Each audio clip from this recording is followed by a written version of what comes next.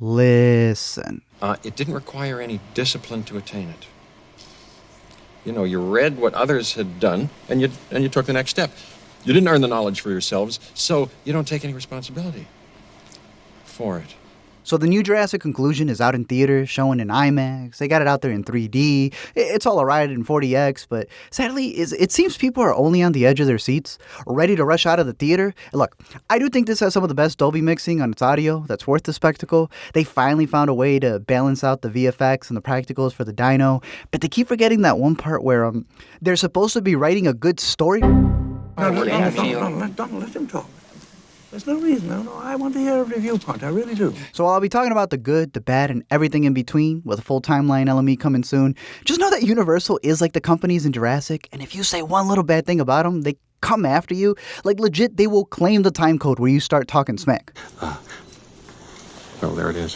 So before we get into full spoilers, a big shout out to this video sponsor, Factor. I'm pretty sure everyone knows what HelloFresh is, and this is like the level up with fancy, ready-to-go meals that are served in 2 minutes. So for us, it's perfect when we're going through film festivals and watching back-to-back movies like Tribeca, which is all going to be at home. It helps us to not worry about takeout or eating too much junk food, since all of their meals promote clean eating, free of hormones, refined sugars, GMOs, pretty much all the bad stuff Spartans wouldn't consume. Their meal plans range from 4 to 18 meals per week, which you can alter, skip, and customize to your needs and wants. Everything is fresh and never frozen, and it comes with a variety of options that are keto, calorie smart, vegan, and the most delicious, chef's choice, all made from scratch and ready to go in 2 minutes. So if you're interested, head over to go.factor75.com/letmeexplain120. Use the promo code letmeexplain120 to get $120 off. They update their menus weekly, have some delicious smoothies as part of their add-ons with new things every week. Again, that's go.factor75.com/letmeexplain120. Use the code letmeexplain120 and get $120 off, so you can be fit enough to outrun a raptor. Let me explain. Everybody good?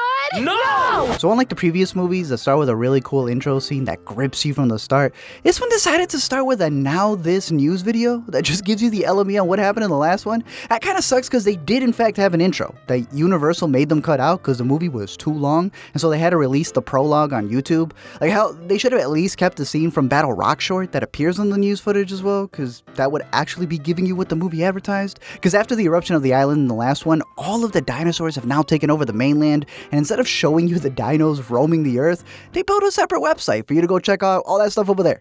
The Dino Tracker website provides real-time access to dinosaur sightings across the globe. Turns out the big baddie in this one isn't the dinosaurs, but locusts?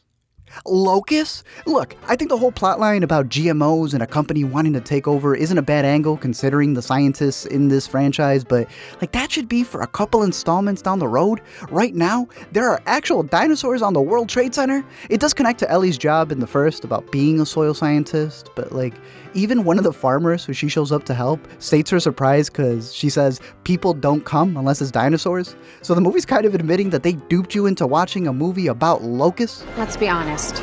No one's impressed by a dinosaur anymore. Now, at first I thought his Joker comments about the new dino were pretty dumb, but it's kind of way worse that they don't even focus on the dinos taking over. Instead, the big idea is to push humans and dinos coexisting, which is kind of the opposite of the original movie. And even the literal last movie they made. You know, we're not gonna live happily ever after with the dinosaurs. 3. That's not gonna happen. And yeah, the trilogy hasn't really been subtle about its messages, but considering that they try to make a metaphor, it feels really dumb when they kind of don't follow through with it or do the inverse of it. It's almost like they forget the message of their own movie by the end. Honestly, if they really were about evolution and taking the next step in storytelling like the original did, then the whole point of your story and connecting with the dinosaurs should be told from their perspective. You know, there's a scene where you follow Blue, and that would have been better than relying on the cardboard humans so much, you know? It would actually be a proper evolution to the story and the storytelling that lets you see that species' point of view. But I mean, not everyone could be Avatar. Instead, they focused back on the Biosyn company from the first movie that wanted to sneak some of the embryos off the island, and now they want to control the whole world's food supply. And part of it comes off like the director not liking his experience working with Apple on the last one, because Colin Trevorrow does come off as that dude who hates franchises while he's working on one of the biggest franchises. Colin has opinions about corporations doing everything for money and pushing the envelope as far as you can. Did you close the deal? I did. Verizon Wireless presents the Indominus Rex. Oh, that's terrible to hear. Honestly, you can see the whole movie as a metaphor for how he feels about the movie industry right now and him calling out blockbusters, which in turn is him calling out himself. It's contrasting big companies versus the independent ones through Biosyn Seed and the local farmers. It knows that it has to bring back legacy characters, so it checks that box by making fun of the characters for running out of funding and having to get back to work. You reach out, you start talking, people are kind of interested, and you just you have to dangle that carrot, and it's not money, it's just letting them know how exciting it's going to be for all of those people to be together. And it didn't take much work. But even the movie admits that there's not enough Malcolm, the only character who gets that the movie's not about them. You are not in control here. Now look, I'm not saying that the more fun the cast has making the movie, the worse it is. But damn, there were too many cooks in the kitchen. Like, they've talked about how every actor had input on their character in the script for some reason. In order to please everyone, it just became the actors venting about their own lives. For Colin, it's just visions from his childhood, regardless of how they fit to the bigger story. It started in a sandbox when I was 5, and I had these dinosaurs, and I wondered, well, what if there was like a cowboy on a horse that was chasing them, and it was snowing outside?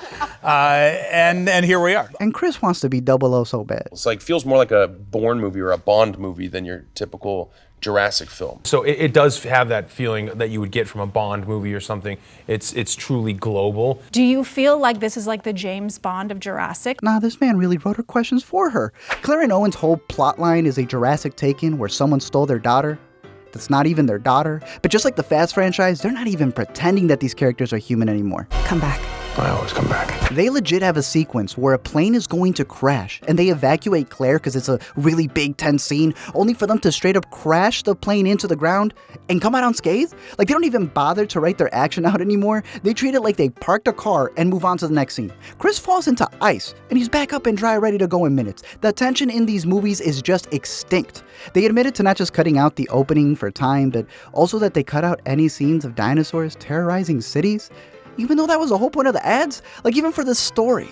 I get that we're at a point in time where you want to make stories to make people feel happy, but man, does it come out so manufactured. It doesn't work. A lot of it just feels like they're splitting them up so that they can have a dozen storylines. Characters will show up when they need help, but not later when they really need help. And it's just funny that a series that's all about learning from history and your mistakes just doesn't. Reverse Darwinism, survival of the most idiotic. Macy would be the one character that they've been building the most since the second Jurassic World and this whole idea of clone rights. Turns out that her mom did in fact give birth to herself and found a way to make a copy that didn't have the same genetic diseases that she had. And we find out that Ellie knew her. Wu also knew her. Pretty much it feels like they're setting up a prequel spin-off in the 90s about Charlotte that gets to be played by the same actress who plays Macy. So instead of using cloning to tell a good story, they're using it as a way to clone more IP. Oh, sorry, the biggest IP on the planet. I don't want to give anything away because it's kind of a surprise and a beautiful twist that you guys came up with, but it's a very great thing about your character. Honestly, I think he's a clone too. Overall, for a movie that thinks it's calling out manufactured ideas, it definitely stays on track for what the studio wants, and that's clearly to keep things going bigger and bigger, even if it doesn't make any sense. Like that Fast and Furious crossover they keep teasing. So your fan theory number 2 is wrong, but that does happen to be the entire plot of the Fast and Furious 10. So that's pretty good. Really? Mm-hmm. Oh, good. Trevorrow and a T-Rex, please. I knew it was coming! Oh, God, I knew it was coming! 5 years from now, remember you said that. Y'all better not go and clone Brian. In the end, the dinosaurs coexist with the humans as they chant Hakuna Matata into the sunset, and the studio thinks up of 20 more spin-offs for Jurassic.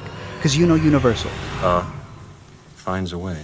Thank you all for checking out this video, and again, a big shout out to Factor. Yeah, we'll see how these movies end up doing, considering that they are not looking to stop this anytime soon. They are clearly letting you know that this is just the next step for what the Jurassics are going to be. They've talked about the next titles being Jurassic Earth, Jurassic Universe, Jurassic who knows what, right? But at this point in time, I will say go check out Phil Tippett, who's worked on a lot of these movies, making a lot of the stop motion stuff. He's got a much better movie out on Shudder right now if you wanted to see something that's a lot more intriguing. And even with the Apple stuff, I understand how big of a company Apple can be, but making fun of Apple while Apple TV has the better dino story right now, kind of crazy.